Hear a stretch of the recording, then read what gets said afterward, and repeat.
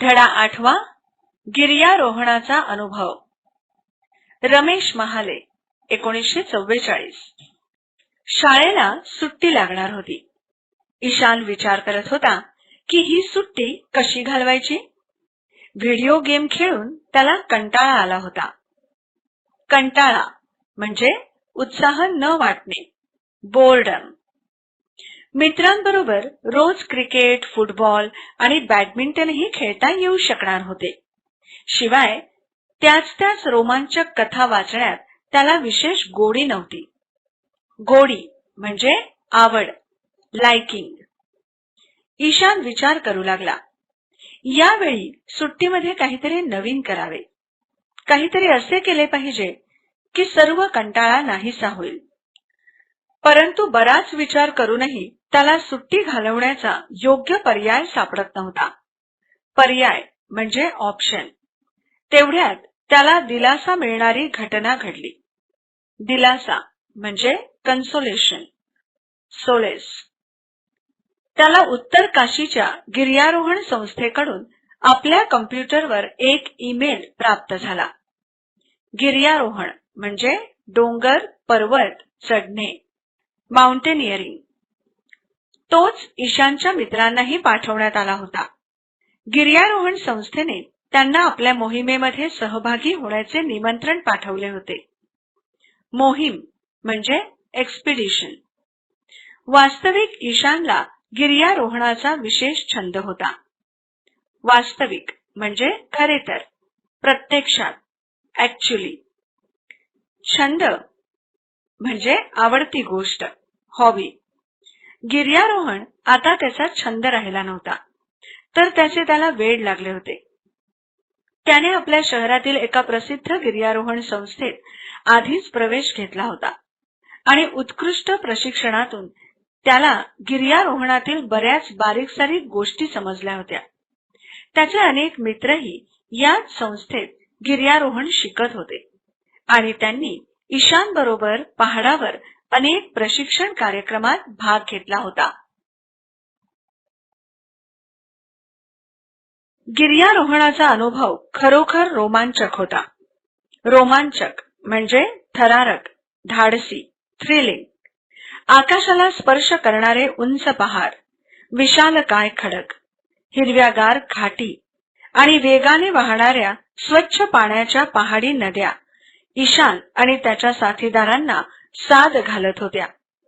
विशालकाय म्हणजे प्रचंड मोठ्या आकाराचे, ह्यूज, जायंट. घाटी म्हणजे लहान घाट. साद घालणे म्हणजे हाक मारणे, टू कॉल. त्यांना जेव्हा संधी मिळेल तेव्हा ते आवश्यक उपकरणे आणि सामानाची बॅग घेऊन गिर्यारोहण करायला जात असत. उत्तर काशीच्या गिर्यारोहण संस्थेचा संदेश वाचल्यावर ईशान फारच खुश झाला. त्याने लगेच या निमंत्रणाची माहिती आपले मित्र धैर्य, प्रशांत, अमन आणि सक्षम यांना दिली. सर्वच मित्र फार खुश झाले. ते जणू सुट्टीत पहाडावर जाण्याची वाटच पाहत होते. शाळेला सुट्टी लागण्यापूर्वीच त्यांनी पहाडावर जाण्याची तयारी सुरू केली होती.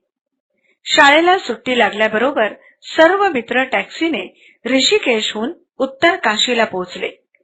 वाटेत उंच उंच पहाड पाहून ते फार रोमांचित झाले होते.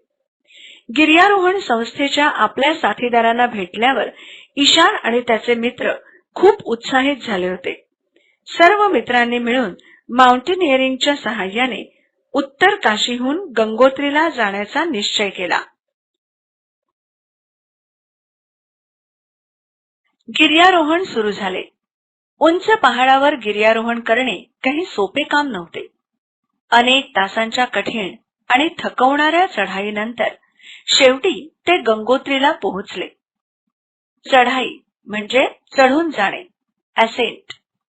ईशान आणि त्याचे साथीदार गंगोत्रीला पोहोचल्यामुळे फार उत्साहित झाले होते आणि ते आपला सर्व थकवा विसरून गेले होते. परंतु गंगोत्रीला पोहोचल्यानंतर त्यांनी जे पाहिले ते काळजाला घर पाडणारे दृश्य होते. काळजाला घरे पडणे म्हणजे प्रचंड दुःख होणे, टू ग्रीव. दृश्य म्हणजे सीन.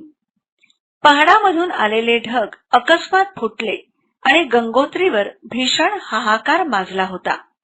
अकस्मात म्हणजे एकाएकी, अचानक, सडनली. भीषण म्हणजे भयानक, डेंजरस. हाहाकार माजणे म्हणजे प्रचंड गोंधळाची स्थिती निर्माण करणे. कॅओस, कॅओटिक सिच्युएशन. पाण्याच्या धोकादायक प्रवाहामुळे मंदिर परिसरच नव्हे तर दुकाने, हॉटेल्स आणि धर्मशाळा उद्ध्वस्त करून टाकल्या होत्या. धर्मशाळा म्हणजे यात्रेकरूंसाठी बांधलेले विश्रांती स्थान. Rest house meant for pilgrims. बरीच घरे आणि गेस्ट हाऊस नदीच्या वेगवान प्रवाहाबरोबर वाहून गेले होते. या भीषण तांडवामध्ये बरेच लोक मृत्युमुखी पडले होते. भीषण म्हणजे भयानक. नदीने रौद्र रूप धारण केले होते. रौद्र रूप म्हणजे भयानक रूप, व्हायलेंट, फिअरस. या तांडवात आपल्या आप्तेष्टांना गमावल्यामुळे लोक स्फुंदून स्फुंदून रडत होते. आप्तेष्ट म्हणजे नातेवाईक, रिलेटिव्हज. स्फुंदून स्फुंदून म्हणजे हुंदके देऊन, टू सॉब.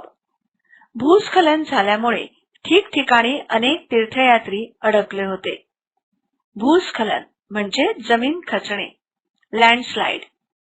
ते बिचारे चारधाम यात्रा करायला निघाले होते, परंतु येथे त्यांना सर्वस्व गमवावे लागले होते.